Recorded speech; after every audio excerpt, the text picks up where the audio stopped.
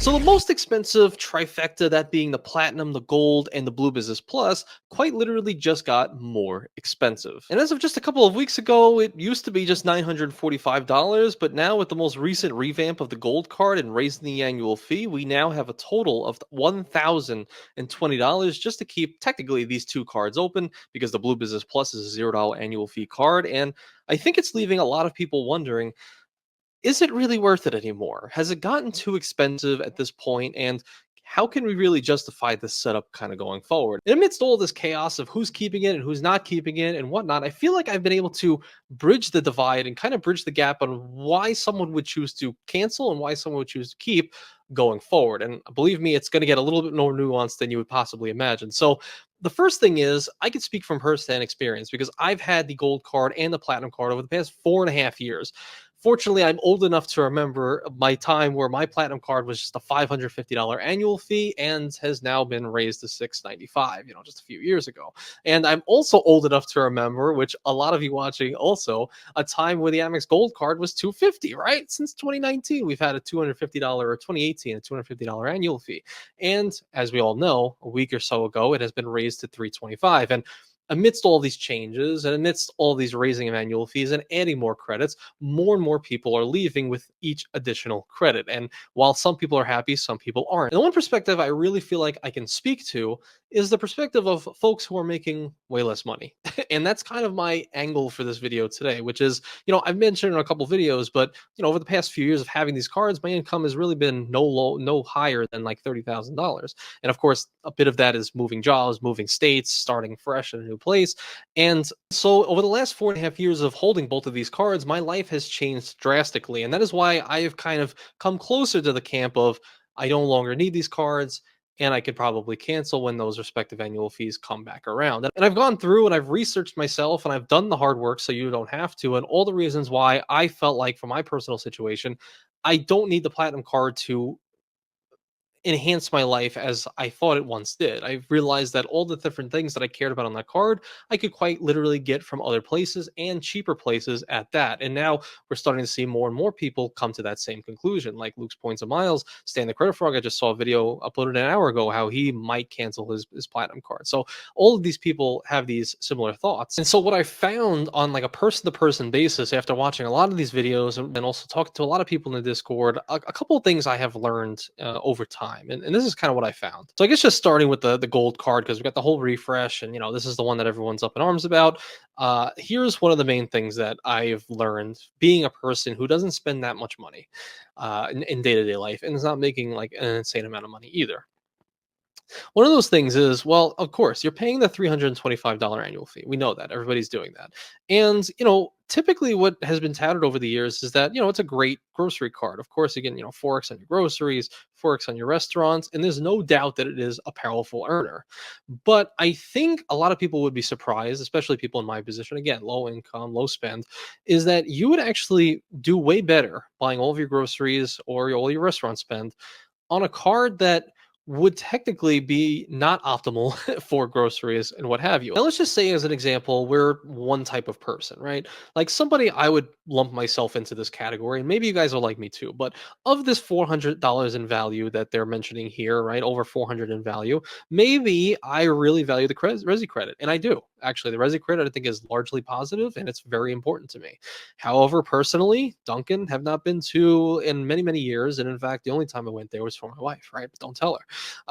Also, Uber Cash. I mean, I'm not someone who Ubers anywhere. And I mean, I'm not going to use that Uber Cash for Uber Eats anymore. In the past, I used it for Target pickup with 30% discounts. And you can game the system a little bit and get some more value. But again, it's not something that is pressing for me, that I need that in my life. And more often than not, I'm overspending when I'm using this credit as well. And the dining credit is another thing. Like, cool, I can make use of. I used to be Grubhub, but of course you overpay a little bit when getting your Bojangles. Or now I'm getting Five Guys, but you overpay by a few dollars, right?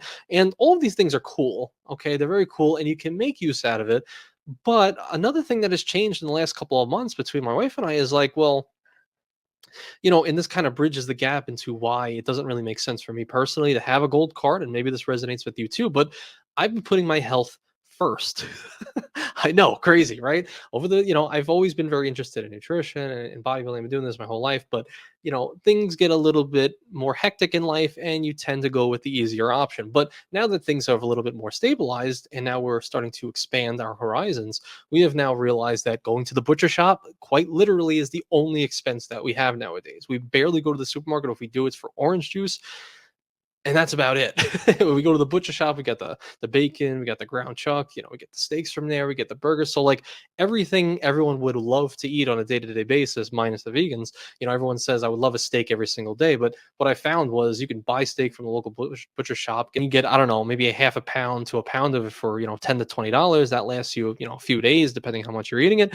And that's quite literally like one Chipotle meal for how expensive that is. So it's like, well, another thing I've found is that, well, with these life changes and no longer really going to the grocery store anymore, I mean, well, for me personally, there's really no reason for me to even try to use a dining credit or a Dunkin' credit or an Uber Cash, because, well, all of that is going to lead to the options in which I'm trying to stay away from, which is some fast food places, some stuff that's, cooked in seed oils. And a lot of the stuff is very nuanced and stuff that I care about personally. Maybe it doesn't for you, but all of these things lead me to not being a great earner for groceries. And my butcher shop does not code as groceries. It codes as like meat lockers and freezer provisions, whatever. So I don't even know what card would be perfect for that. But think about it also from this position, right? If I am this type of person, and then look right here, the Blue Business Plus, right? The third card in this whole trifecta, one I actually do not have, but am considering in a different way. So imagine for a second a life that I'm living, right? I'm not going to the grocery stores. I'm not eating out that much. I'm trying to stay away from all these other less healthy choices the way I define it, right? I'm going to the butcher shop. I'm doing all these things. Think about it from my perspective, and maybe if you align with this, okay, let's see. So the Blue Business Plus, right? We want to get this card. I'm not even going to factor in the welcome offer because there's no way in heck I'm going to spend the 8K just to get 50 MR. I'm sorry to tell you, I much rather and easier get that on an Amex business checking account and just deposit 5K and then get my 50K, right? So I'm not even going to worry about that. But this is a card that has a $0 annual fee. So no matter what, if you were a person like myself who would be canceling the gold card, I am now saving $325 every single year for not having the gold card, right? And if I were to replace it with the Blue Business Plus, well, I'm already in the positive 325 because I'm already someone who only valued the $100 Resi credit. Okay, so even call it 225 that I'm saving. Who cares? This 2x points on everything is going to do a couple things. Well, one, it's going to anchor my MR points. So if I cancel the platinum and the gold, I'm going to have my 2x points and everything. Okay, so very, very cool. My MR points are saved for another day. Another thing is, I think a lot of people would be surprised that if they were to just earn at an effective rate of 2x back on everything at a $0 annual fee card, that they would come out way, way ahead of pretty much anyone else who is on the fence on whether or not they can use the credits and or are spending as much as I am or was spending on the grocery category, maybe like $500 a month, right? We can actually break out the calculator here. Now, let's say for an example, we're using the gold card and we're getting 4x on, let's just say I was spending $500 every single month. Okay, cool. So that's $6,000 every single year on your grocery spend. So that's 24,000 MR points. Okay, great. Now, if I was going to care so much about the annual fee that I want to cash out these points to pay for the Amex Gold card, well, the least I'm going to do is point 0.6. But if we have an Amex debit card, we're able to cash out a point 0.8. So if we're going to cash out a point 0.8, okay, that's $192, right? That's the conversion there. So $192 towards the $325 annual fee, and that's what spending $500 a month on the Amex Gold card, and maybe I have fringe cases for the credits. And of course, if you can value the credits, then this skews the math. But this is for me personally. Okay, cool. So now if I'm earning an effective 2 rate at the same 6,000 spend, I got 12,000 points, and those 12,000 points can be used towards, again, the same stuff. I can use it towards, transferring the points to transfer partners, or what have you, and taking your flights or taking your hotels, whatever you're using your Amex points for. That is pure profit because there's a $0 annual fee card. And in that first scenario, like we mentioned, you would end up only getting $192 back. So of course, 325 minus the 192, and then say we could even factor in the $100 Resi credit and then call another 100. Okay, cool. another $100 in value I can get. Okay, so now I'm at I'm profiting $67 from the Amex Gold Card every single year. Well, $67 is cool, but it's still nothing compared to the 12,000 points that I'll be getting on a Blue Business Plus when I don't have to worry about credits. I don't have to worry about annual fees. I don't have to worry about anything. And also that's regardless of category. That's just talking about groceries and getting 2x. That doesn't mean it also means I can get 2x restaurants, 2x gas stations. I can get 2x at the butcher shop, which is better than a 1x I'm getting right now by using my in cash or my business cards, right?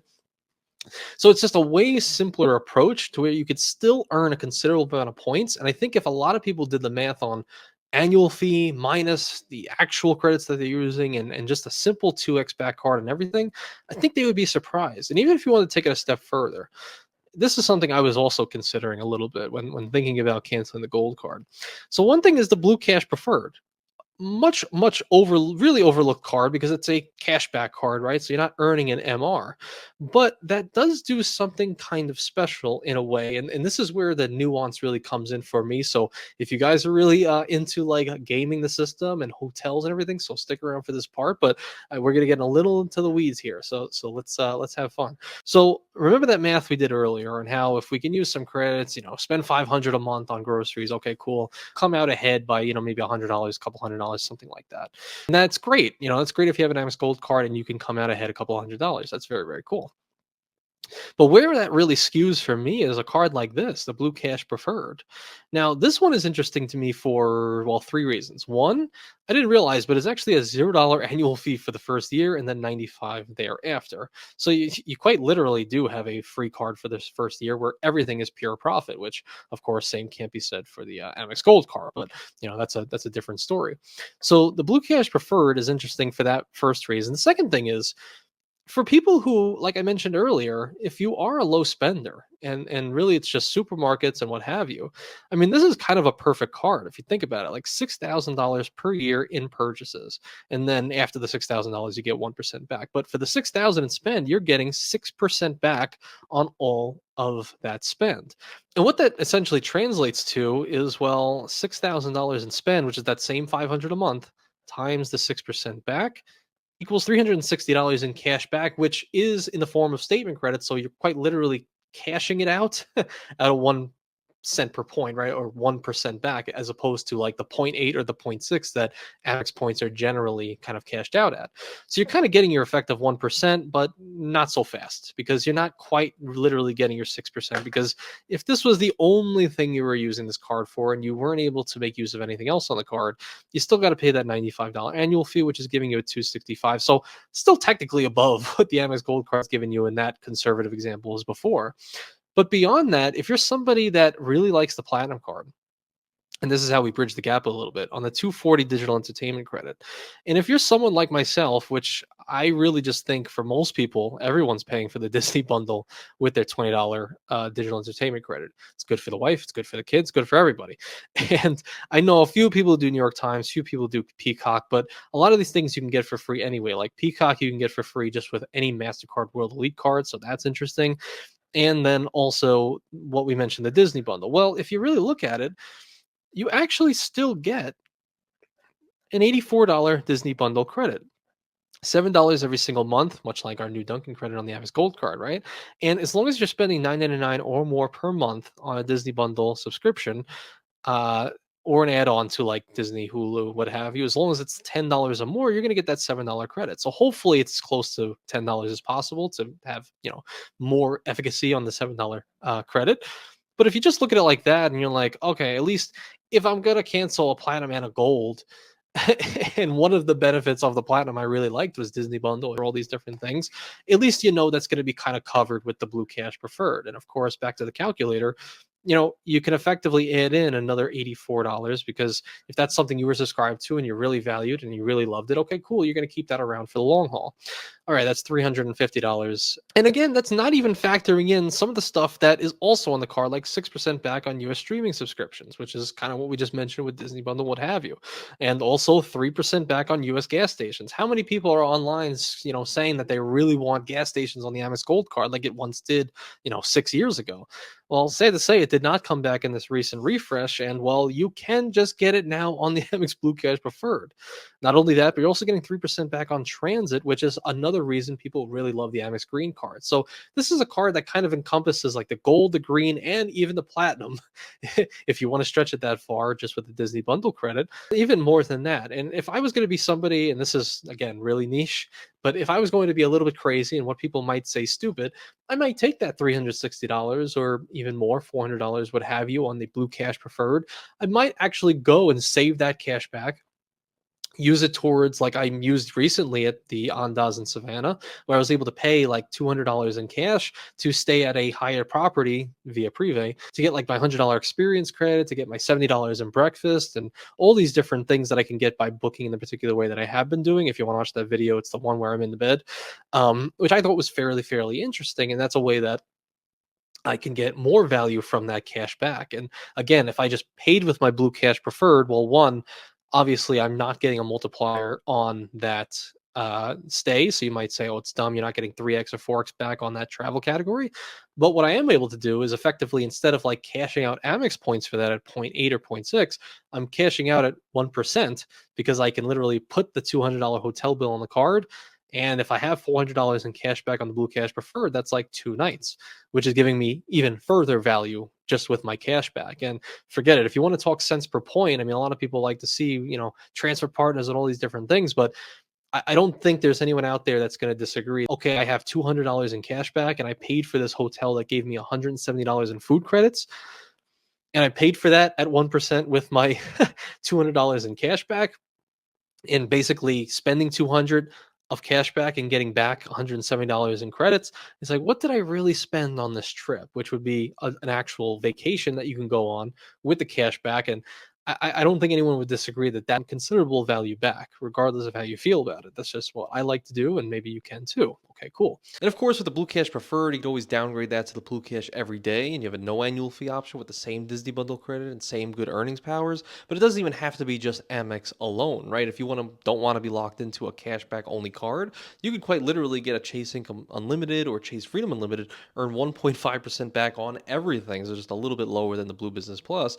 And one thing I really love about Chase points is that you can cash them out at 1 cent per point, or you can use them for, your travels, your flights, and what have you. And I guess transfer partners are different, depending on which issue you're with. But I think that's also a powerful thing to note, and also why a lot of people tend to gravitate towards the U.S. Bank Altitude Reserve too. It's like, easy potential, easy earning power, don't have to think about it much, mobile wallet, use that for travel, a lot of different options. So it doesn't have to just be Amex. I wanted to put this disclaimer, like most of the time I'm using my Chase cards, my Chase Inc. business cards, because, well, I love the ability to cash out for these hotels like I mentioned, and I also like the ability to use those points for travels too. So I think that's very cool. But I think where this really skews and why there's so much of a divide in the people and why gold is great or it's not great is in the calculations of the math. Like if we go back to the calculator, I mean, if you're someone, like Cesar, Joel, or Chad, spending 1,500 a month because they have multiple kids, or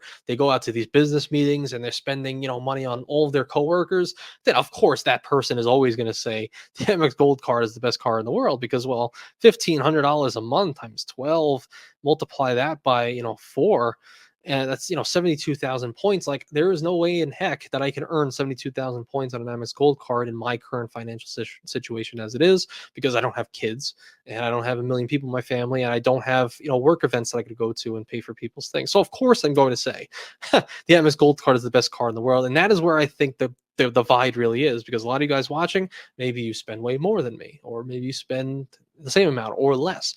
And depending on how much you're spending on these respective cards is going to dictate how much value you're actually getting out of it. Even if I used, or if like these guys never use the credits on the cards whatsoever, 72,000 is more than paying that annual fee multiple times over, in judging how they're actually using those points and traveling and all that stuff. But I think a lot of people would be surprised, kind of like how Luke's Points and Miles says, that with a simple cashback setup, you might actually beat out most people who are using their, points and what have you. And of course, that's a really nuanced conversation. Another part of all this is, well, the platinum card, right?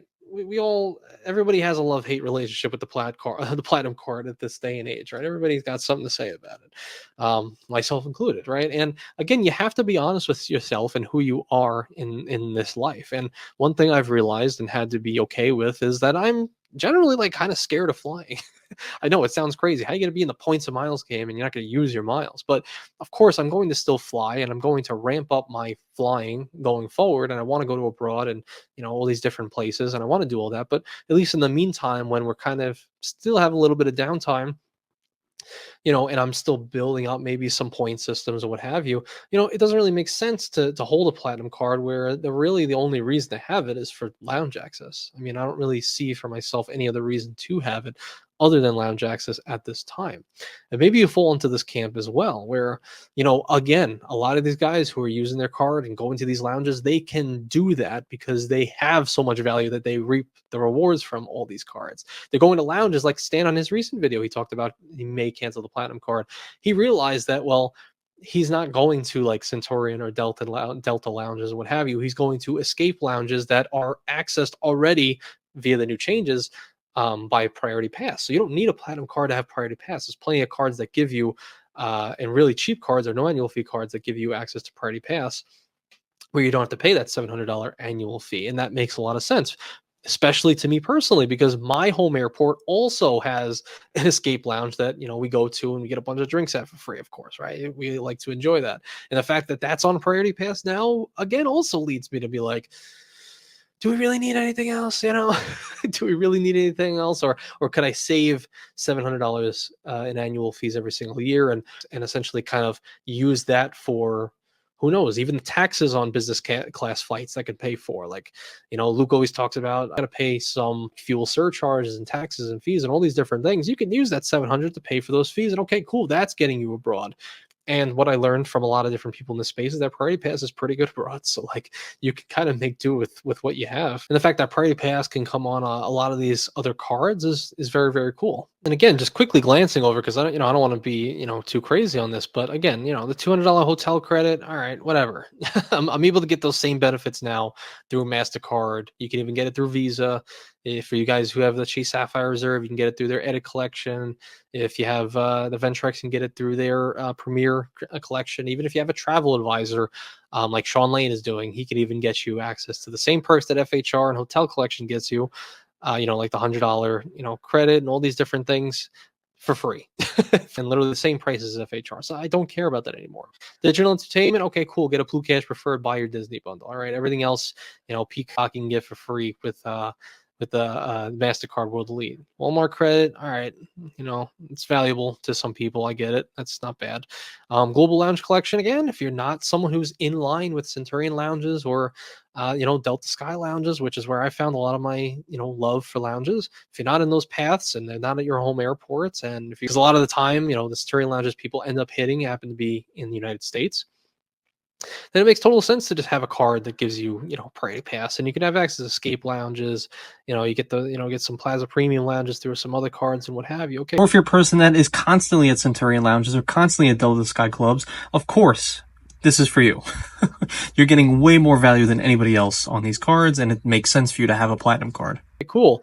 Uber Cash. Again, we run into the same issue. Do I want to be, worrying about using that for certain foods that I don't want to eat anymore? Okay, cool. Airline credit. Everybody says this is a problem unless they just do United Travel Bank.